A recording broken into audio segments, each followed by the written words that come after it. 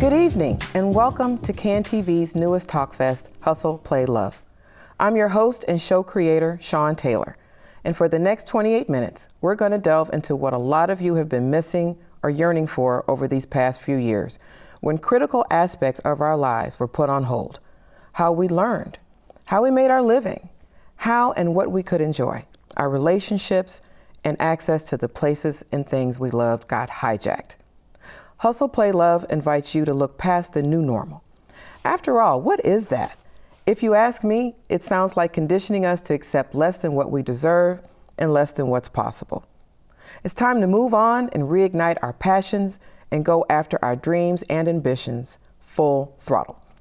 To seek happiness and self-fulfillment, career and business success, and get the most out of relationships and the things and places we love. Each episode will tackle two of the three main topics: hustle and love, play and hustle, love and play. We're going to get serious, and we're going to have a good time too. Tonight, we begin with hustle, a topic that has been on my mind and on the minds of many career professionals and entrepreneurs who work in diversity, equity, and inclusion. The social discourse following George Floyd's murder set off alarm bells at corporations and nonprofits to get the DEI messaging right. Some adopted anti-racism policies and put out press releases and announced initiatives on their websites.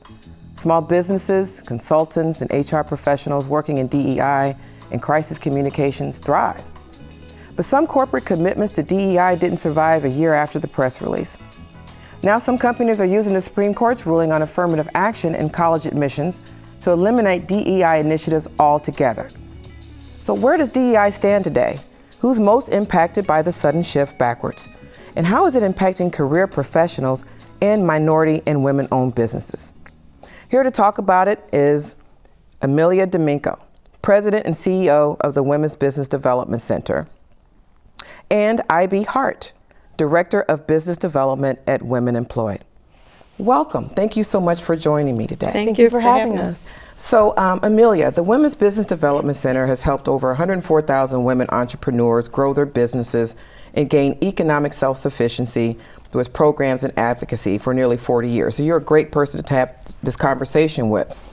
Was there an uptick that you saw in DEI-related work for small businesses owned by women post George Floyd, and also as a result of the Black Lives Matter movement and all the social discourse around that time? Well, the answer is yes. And it was fueled for two reasons. One, companies that have strong values and saw the injustice, the horrible murder, they wanted to step up and do something good. And then there were those that viewed it as a branding opportunity, let's say. And so when you talk about DEI, it's not just supplier diversity, it's who they hire, it's who's in executive management, it's who sits on their board. So we did see an elevated investment by not just corporate America, but large foundations, the uber wealthy in the United States, McKinsey Scott with the Amazon money, everyone reads about it in the paper. So yes, a lot of, God bless George Floyd.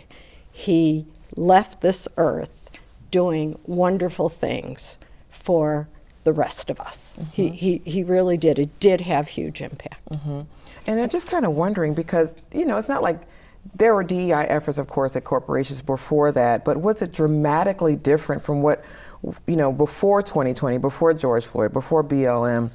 Was it like a dramatic change where there's a scrambling kind of going on at these organizations? I want to talk about that because I think Women Employed, when we're focusing on, you said, small minorities, small business owners, sometimes small business can be seen as those companies with 100 employees or more.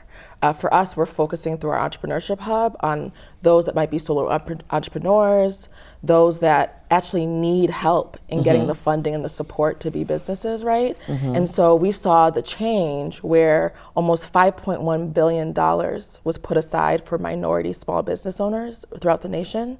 And then by 2022, that decreased almost 50%. 50%. And so it went from, we're all gonna put money in here, we're gonna support these businesses, let's support them through this, because a lot of them had to close down and then reopen and go with all the different changes. And then that support went away. I'm just interested, was some of that money for, you said smaller businesses, like can be considered 100 or less, but a lot of us, we know, we may have 5 employees, or it may just be, you know, professional services that we offer, and it may be 1 person or 2 people. So were those kind of businesses getting a crack at this I mean, this so it was for all those businesses. They could apply. There's different options, you know, throughout the government, whether it was city or federal. SBA did a lot of those as well. But what I'm trying to say is that in today, we see those attacks on the SBA. There was even a judge in July that said you can no longer think about race when it came to government contracts. Who is that really affecting? And it's those businesses. And you know, just think about the smaller ones. From 2020 to 2023. So your business in 2020, I would say probably through at least mid 2021, you were, you know, thriving, getting a lot of this business, and then it just went away. Is that what you're finding, that a lot of these companies are just this diminished returns in the past year and a half? So a few things. All the money that flowed was money that people were putting in small businesses and those that serve small businesses. And it came from government, it came from the private sector through foundations, corporations, it came from individuals. That was money for DEI, also fueled by COVID, all the CARES Act and ARPA money. So that is still circulating, but that's working its way out also, because it's going to be all spent.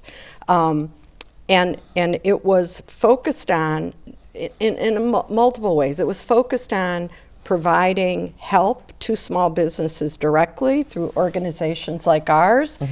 It was also invested in the business owner, helping them do business with those corporations and with those government entities. So there was a huge effort. Now the COVID money is leaving us.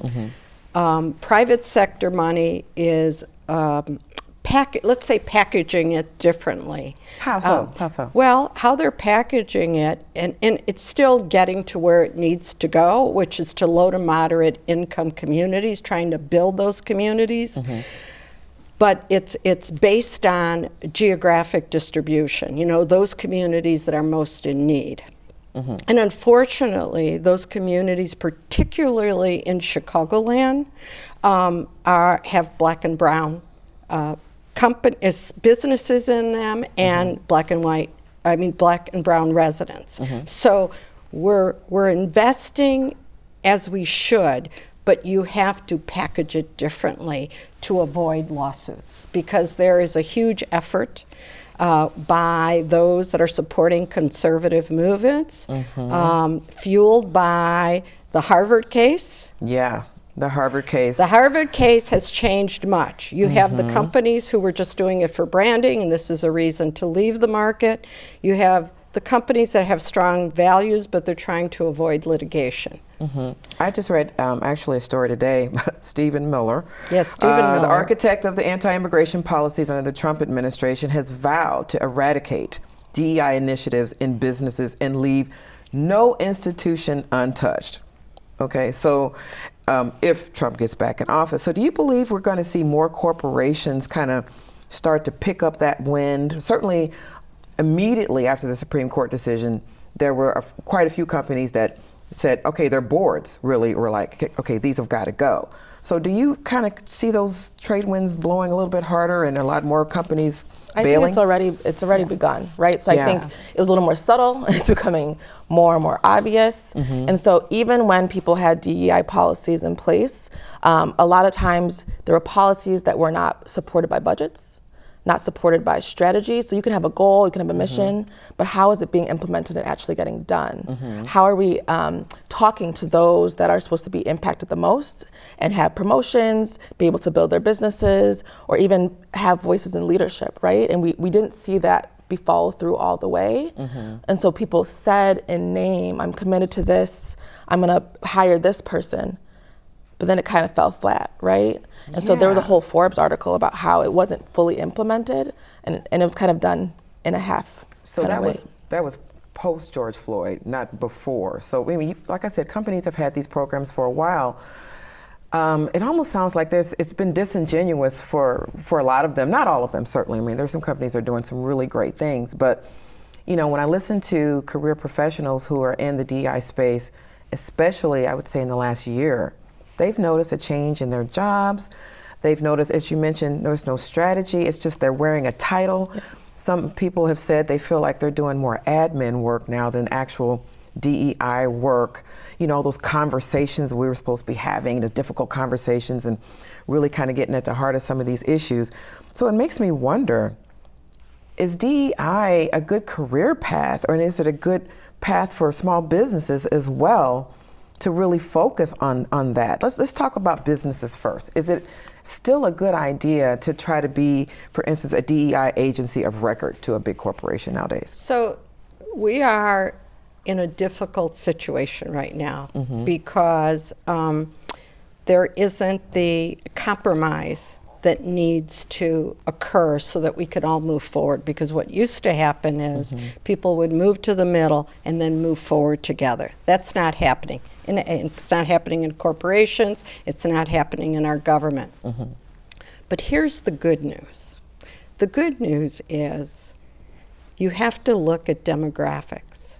And if strategically it is wise, from just strictly a business perspective, look at who your customers are. Look at who your employees are. Look at who your shareholders are. Without an investment in diversity in every aspect of our lives, we're not going to achieve the economic benefits that we all want to achieve, right? So it will, we have a setback now. This is a setback. But corporate America, we're in a capitalistic society. We will move forward. We have to move forward. And I'm optimistic that it'll occur. And the next generation, I just read a story earlier today, they want to work for diverse companies. They want to work for companies that have really strong inclusion policies. 80% of Gen Zs demand it. They demand it, right. Yes. They're not negotiating that. Yeah, and so if they don't see that, and as we know, this generation, a lot more picky about, they really kind of have the power in terms of, where they want to exhibit their talents. And if they look at companies and they've gotten rid of those policies, they might lose good talent.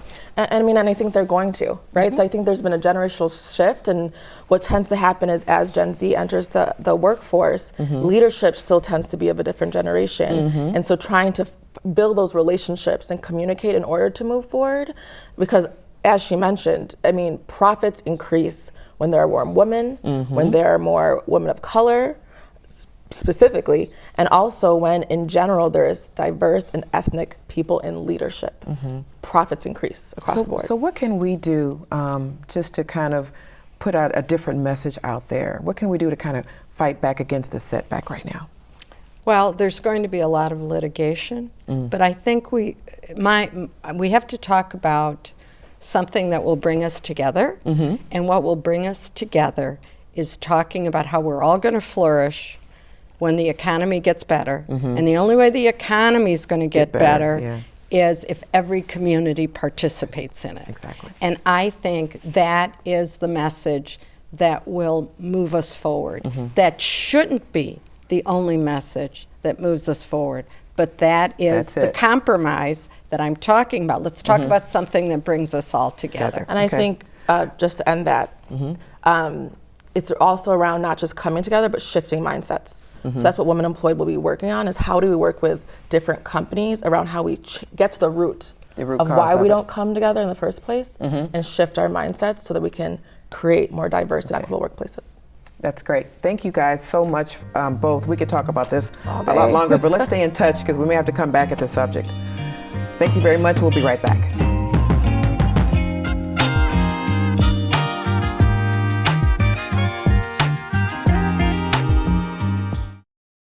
On the winter season premiere of Chicago Newsroom 2.0, we take another look at the top news stories of 2023 with Block Club Chicago's Jamie Nesbitt Golden and the host of 3 Questions with, Hugo Balta. Join the conversation Wednesday, January 17th at 7 p.m. on CAN TV Cable Channel 19 or stream live on cantv.org or the new CAN TV Plus app. Experience the power of community television.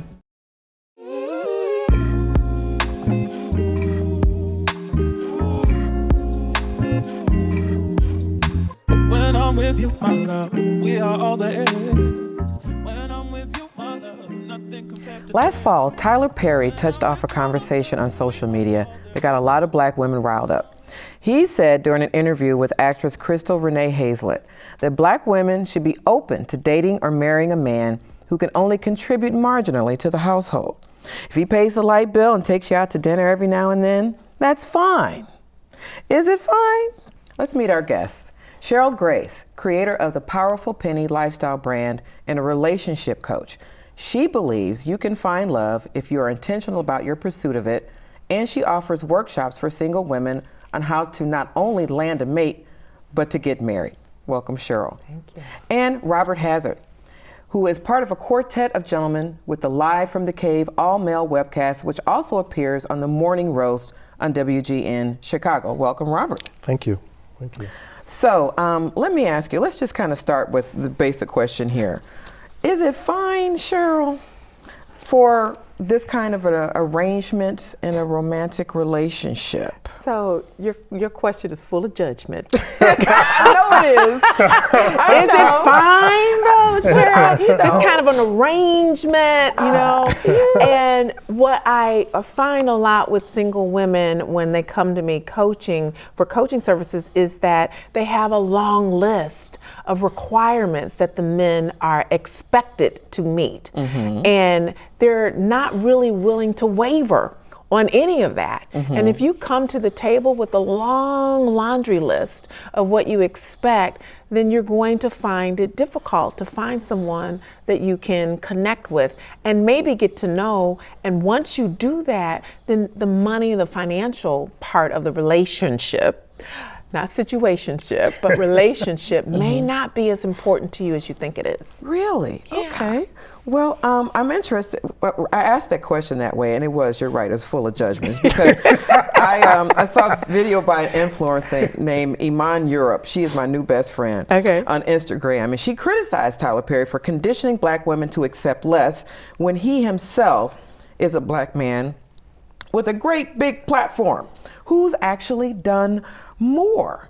So, I mean, what do you think about this, Robert, from a male's perspective, especially from a male, you know, looking at a Tyler Perry who does have a lot of influence? Sure. This conversation keeps coming up. Why are some brothers so adamant about pushing this ride or die, struggle love kind of situation? Like, is this what a sister has to do to get a brother? You know, struggle love can be a good thing. It can? It can be a good thing. We're struggling together. If you're struggling together. If we're struggling together. Okay. But, you know, when Tyler talks about it, there's a hierarchy, right?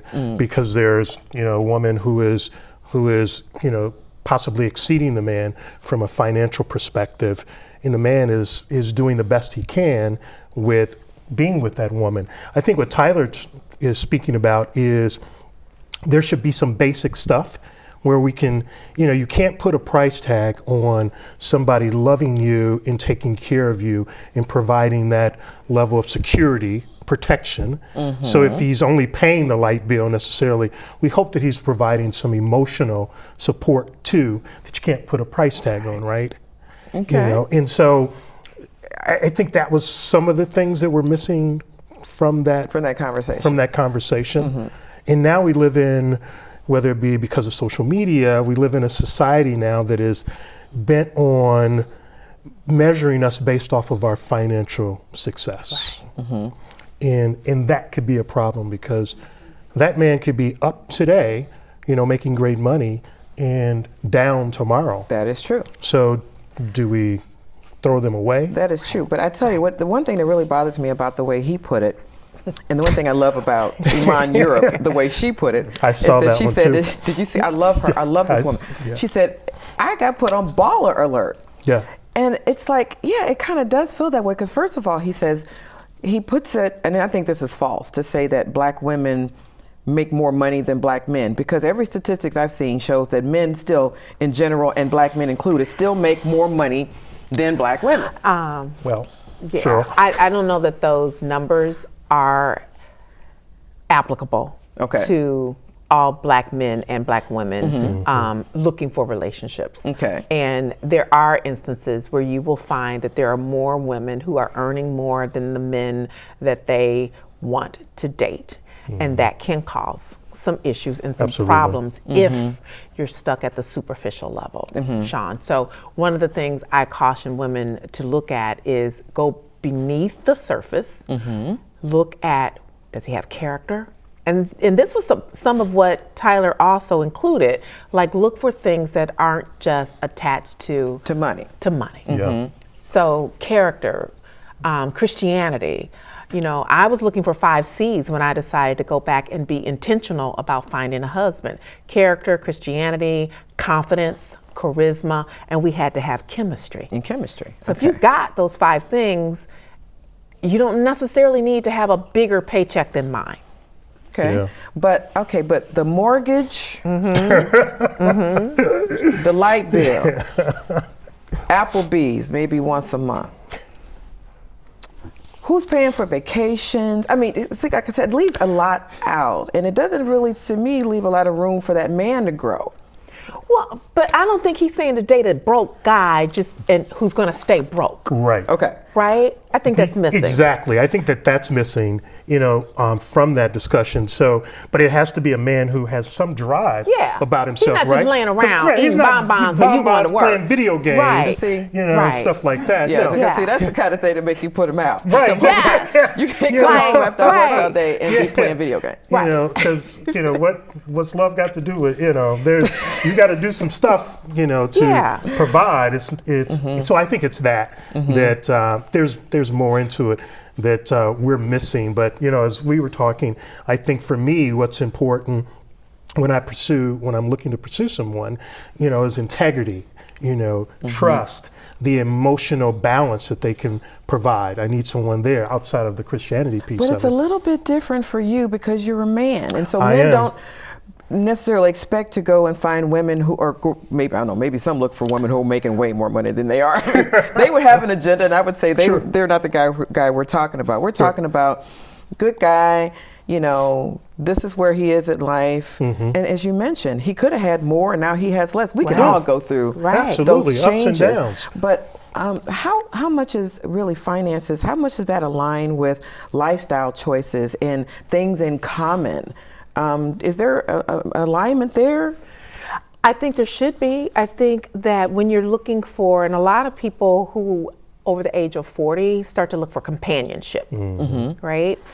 When my husband and I were dating and he said he was looking for companionship, I said, well, you should get a dog because I want a little bit more than just companionship. Yeah. Dogs are good. Dogs travel, I want the passion and I want the fun and the laughter. We talked about that earlier. Right. So I think it's really important for you to understand and communicate what it is that you're looking for in a guy. Without it being this astronomically long list that no one person can live up to. Yeah, like the first date. That was just a social media phenomenon. Right. Yeah. Don't go here on the first date. Yes. God, I remember back in the day, I dated a guy who could only take me to 50 cent wing night, but when we got 30 feet of snow, 30 inches of snow, he was out there shoveling. the snow. And he was from California.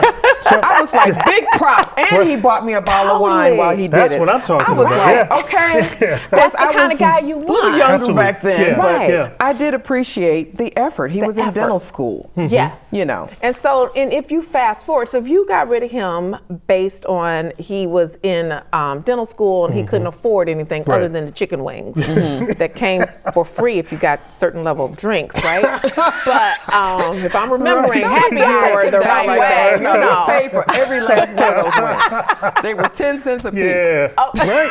10 cent wings. Right. Those are important. That's what I remember.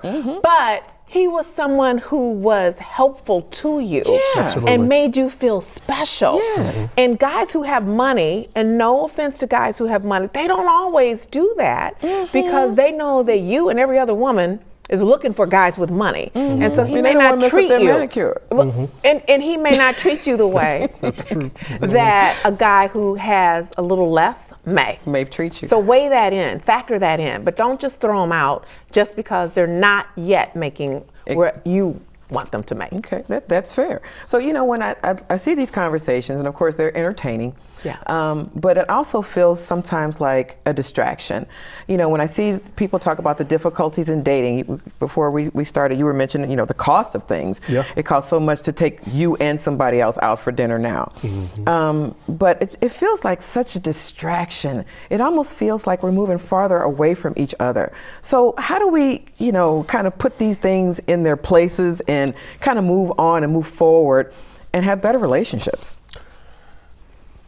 That's the $50 million question. Well, I think what Cheryl is doing, you know, in her organization, we talked about that, can help with that. Because but I think we have to come back to the basics, right? Because, you know, the basics are, you know, in terms of, we talked about Christianity, somebody is willing to do, you know, for you like himself, and you can't put a price tag on somebody going out in the snow to get 50 cent, you know, 10 cent wings, you know, for you. Not when there's 30 inches of snow and you can't get your car out. Exactly, but he's willing to shovel that car out for you, Shawn. right? You can't put a price tag on those types of things. You got to communicate. Yep. And Cheryl, I want you to close us out with your wisdom, which I have listened to many times over the years. Help me out, sister. You have to communicate what you want and decide first what's important to you and narrow it down to 3 deal breakers, right? 3 deal breakers, Shawn. Okay. And what are those? Why are they important to you? And then by the 3rd date, you should communicate or have communicated that to a guy that you're interested in to see if he's interested in the same things and the type of quality of relationship that you're interested in. 3 dates. Don't waste your 3 years. 3 dates. And 3 deal breakers. And 3 deal breakers. 3. And those are individual. You can't tell somebody what those are. Whatever's your deal breaker. It's your deal breaker, right? Okay. So It's what's your deal breaker. important for you? Okay. All right. You guys can stay on Tyler Perry all you want, but look, this is not going away. It's not just him. I thank you for having an intelligent conversation about the topic. I appreciate it. Thanks for having us. Absolutely. Yeah, absolutely. We'll be right back.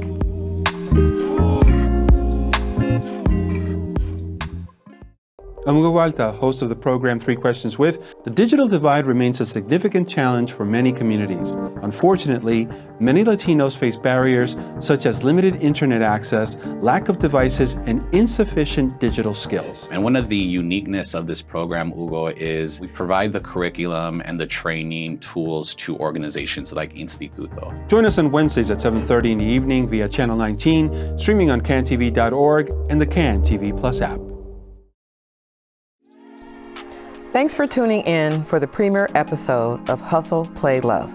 I'll be here Tuesday nights at 7:30 on your local cable access channel and streaming on cantv.org. Miss an episode? Check back on the website. It'll be there when you're ready. Until next time, stay on your hustle, play like you mean it, and love like there's no tomorrow. I'm Shawn Taylor. Good night.